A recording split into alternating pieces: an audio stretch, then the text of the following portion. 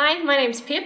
And my name's Claire. And we're both physios, and we're going to do a Q&A style video to answer the most common questions we get from our patients. If I haven't had a baby and I'm under 25, could I still have pelvic floor problems? Unfortunately, yes. So pelvic floor problems can affect women, can affect children, can affect teenagers, can affect women in their 20s, women in their 30s, 40s, all the way up. So we can have a young woman who has stress incontinence related to high impact exercise, so leakage with exercise. You could have pain related to something like endometriosis, or you could have a postural issue that's causing you to grip with your pelvic floor and that's causing pain with intercourse. So there are a lot of issues that can affect women before they've had babies. Urinary urgency as well, so feeling like you really need to go and like you always have to go more often than seems normal. Constipation as well affects a lot of young women, and that's sometimes related to a very tight pelvic floor. So I guess we more often see a tight pelvic floor in a younger woman, though not always. Could the pelvic floor be the reason my back and hip pain aren't resolving?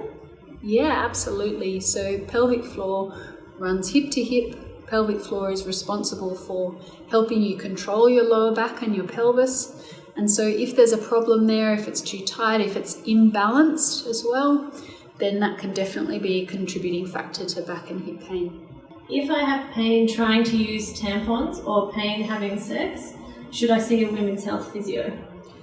So if you've just started using tampons and it's a bit uncomfortable, we will consider that normal, but it shouldn't be uncomfortable beyond your first couple of periods. If you've just started having sex, similarly, and it's a bit uncomfortable, we would consider that normal. But pain that persists beyond those early stages of doing those new activities, I would really encourage you to seek some help.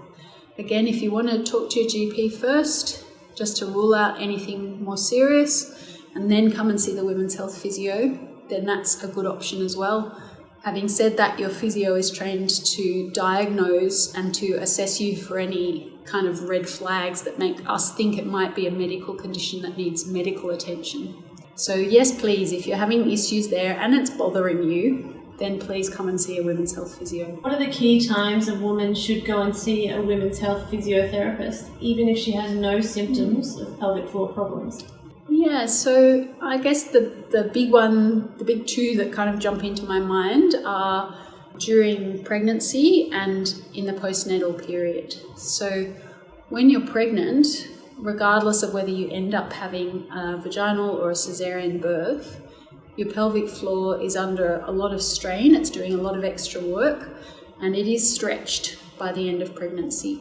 So learning how to switch on your pelvic floor and your abdominal muscles, which contribute to pelvic floor function during pregnancy, is a really good idea, because in the postnatal period, you have so much to think about. You know, you've got this new little person to worry about, your body's changed radically, you might be dealing with pain from the birth, and so that can be quite a tricky time to learn new things.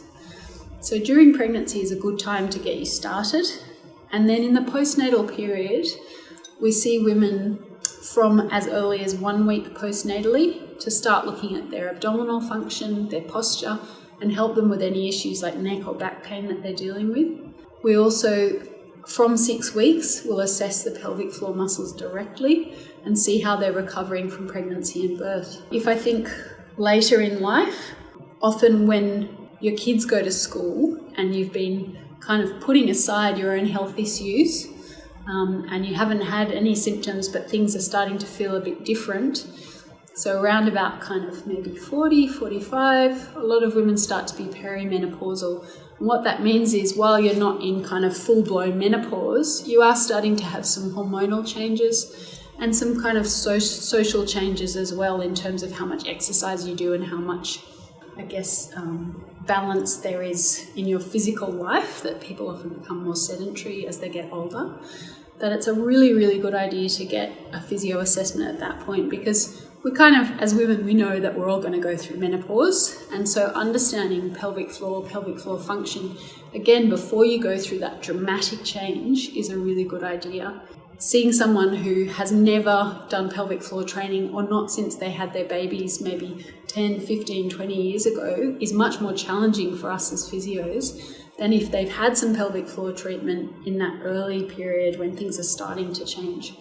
So that perimenopausal period, and then going into menopause and afterwards, when things really start to change, that's a good time to get checked out by a women's health physio as well. Again, just to kind of be preventative and sort of arm yourself against changes that may be to come. Hopefully you found these videos useful. Please share them so other people will see them. And if you have any questions, you can drop them in the comments below, or you can contact us via Facebook or via our website, which is www.sydneyadvancedphysio.com.au. If you'd like to make an appointment, you can do so via our website, or you can call us on 9416 4410.